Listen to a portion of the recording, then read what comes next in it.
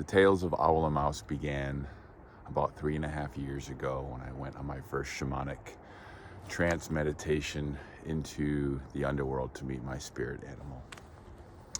And in that guided meditation, I met an owl spirit. I met my owl spirit, who emerged from a golden meadow carrying an injured mouse. Owl flew towards me and handed me the mouse and called me a healer.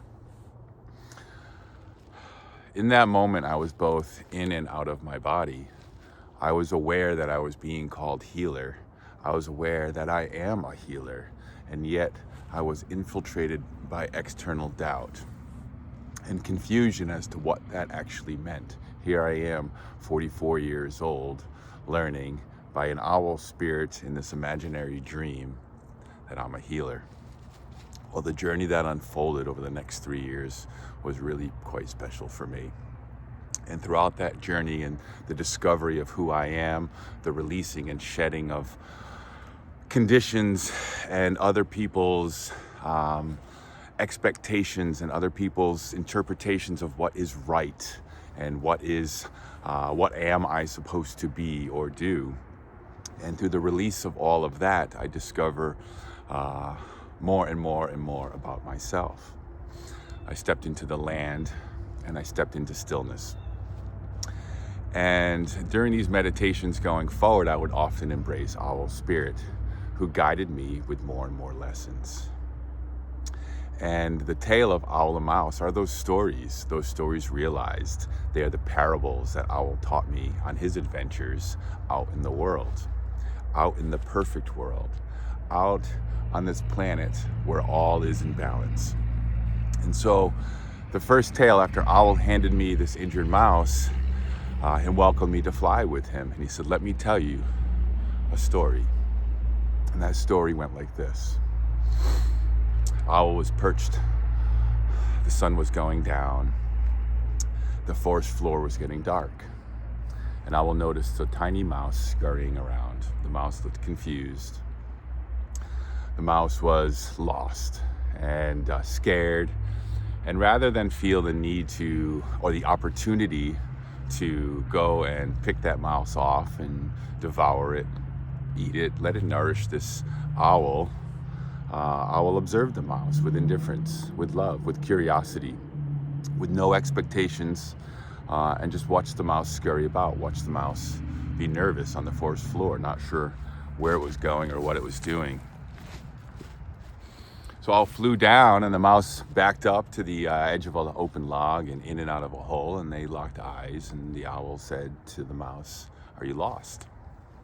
And the mouse looked up, afraid, not wanting to say anything. Owl asked again, "Are you lost? You do not have to be afraid." And the mouse very quietly emerged from the hole in the log and said yes. And so the owl proceeded to tell the mouse a story about the moon and the moonlight and how the moon reflects the sun. And by the moon, the mouse can also find its way. And the mouse described how the forest floor has changed, how there's new shadows and darkness that it didn't see. There's new sounds that it hadn't heard before. And so in this conversation around the moonlight and about the sun always being there, the source of all our life, the owl then asked the mouse to close his eyes, which he did, and to feel into its other senses, to taste. "What do you taste?" said the owl. "What do you smell?" said the owl. "What do you hear?" said the owl. "What do you feel?" said the owl. And as the mouse contemplated these questions, an excitement grew, a confidence grew, a spark, a curiosity inside this mouse. And the mouse opened his eyes and says, "I know where to go." And Owl looks at the mouse and said, "Trust that feeling. That is your guidance. That is your compass. That is your intuition. It always knows what is right. Use all of your senses to find your way. You do not need your eyes." You see, as humans, quick digression, right? We focus so much on our eyes, on what we see, and we forget and neglect the others. And so Mouse said thank you and scurried on its way. owl lifted off and flew off into the night sky to find its meal. And that began this adventure, this relationship between owl and mouse. And a few weeks later, owl noticed the mouse preparing for winter, scurrying, grabbing some acorns, scurrying about the forest floor, and went up and said hello. And the mouse was very excited to see owl, said, "Thank you so much. How have you been?" And they proceeded to develop this friendship. And owl told mouse the story of the deer, and the deer story between owl and mouse, and the relationship. They left and they came back, and owl told the story of the bees, and then owl told the story of the fox. And soon mouse convinced a lot of his other friends to come out and listen to owl tell these stories, the stories of the adventures of the world beyond what the mouse had known, outside the forest or in other parts of the forest that the mouse would not access. And these were life lessons that the mice had learned. And soon owl had a gathering. Hundreds of mice had come. They were no longer afraid because this owl was different, right? This owl served a different purpose. This was a nice owl. This was a kind owl. He didn't require and wasn't looking to eat these mice. So a year goes by, and the owl returns, is returning home after a few nights away looking for winter provisions. It returns to its nest to find that its nest is destroyed. The mice had come, as mice do, and had crossed the boundary. See, owl had boundaries. The nest was its home. The nest was where it prepared for its wellness, where it rested.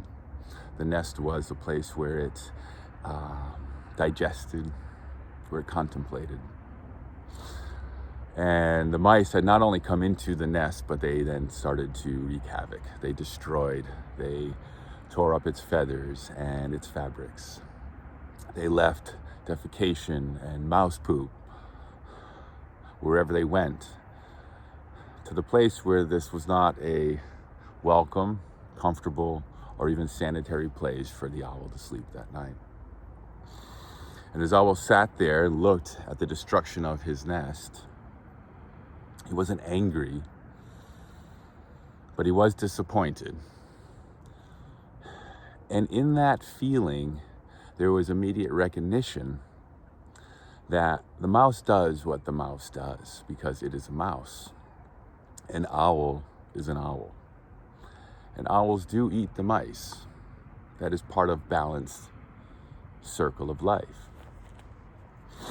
And so as the owl is sitting there perched there at the edge of its nest, it calls to the mice, "Come out, mice, come out." And the mice emerge from beyond the stone wall and the branches and the holes and the grounds, and they gather around.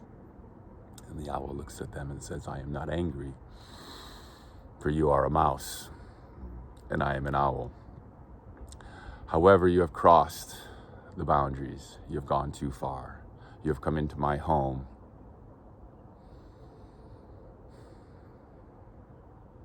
And you've created chaos. And in order to restore balance, we must reestablish our boundaries and our roles."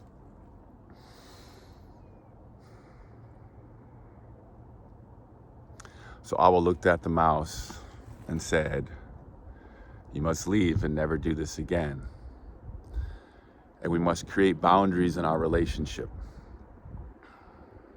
For study and know what it means to be a mouse and for me to be an owl.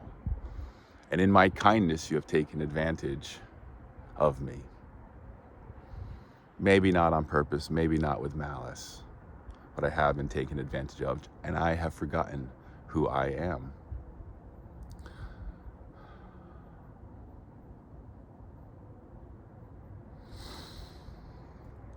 And so he makes an offer to the mice. You may leave, never return, and if you do, I will eat you.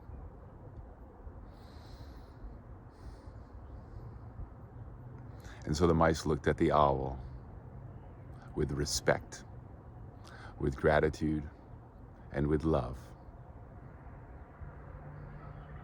turned and left, never to return. Owl, comfortable in its decision, returned to itself and began to glow. Owl began to shine.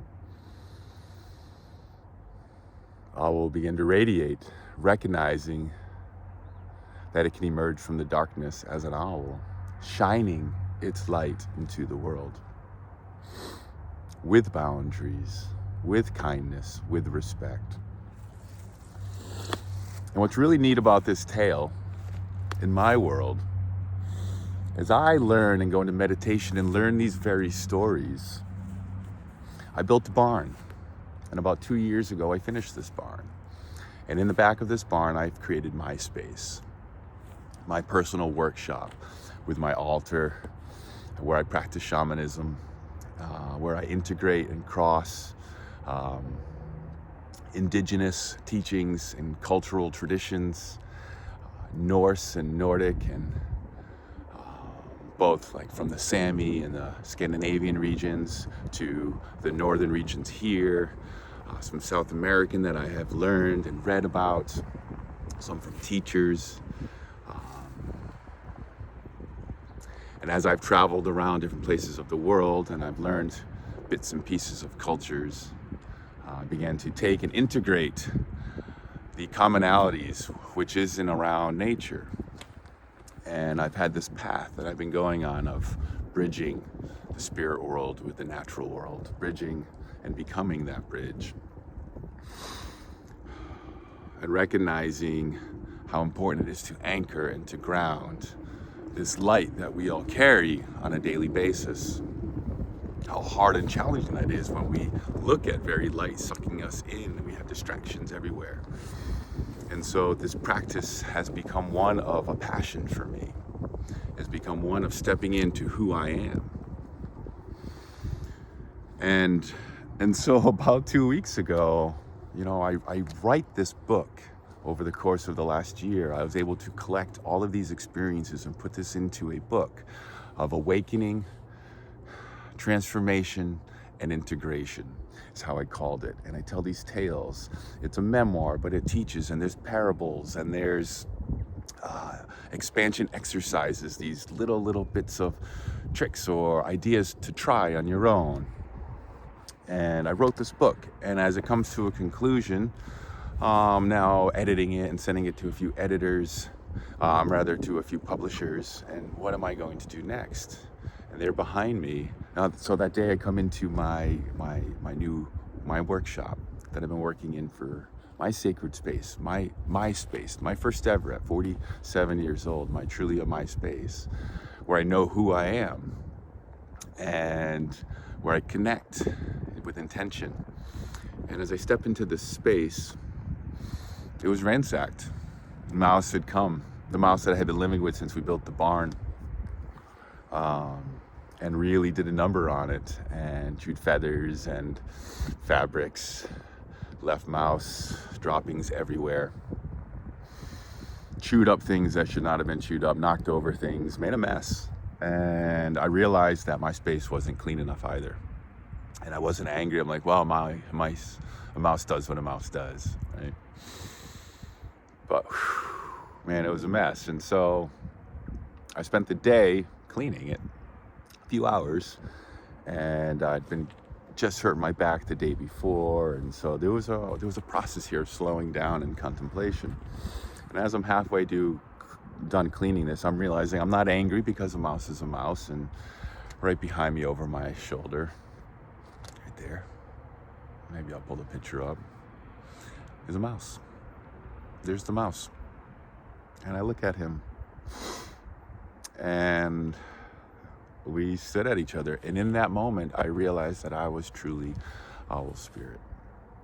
And that I was, in my life, not just in the owl and the mouse, here I have this vision, here I have this actually happening to me, and in my life, the mice in my life, where I've allowed people to cross into boundaries, cross into my space, or allow me to bend who I need to be out of kindness or guilt or shame, right? Probably guilt. And I said, things have to change. I need to embrace that I am owl spirit. And so I looked at the mouse and said, it's time to go. And if you don't, I will set traps. Now, the nice thing for me is I got creative. I still believe in mouse spirit, and I've had these really amazing experiences over the last couple of years with mice in particular. And in this moment, I decided to set traps on the boundary, on the edge of my space. But the traps weren't the type that would kill, but that would rather capture. And it became a game for about 2 weeks, and the mouse was winning. About 2 weeks, I caught this mouse just about a week and a half ago, and I brought it out into the woods there.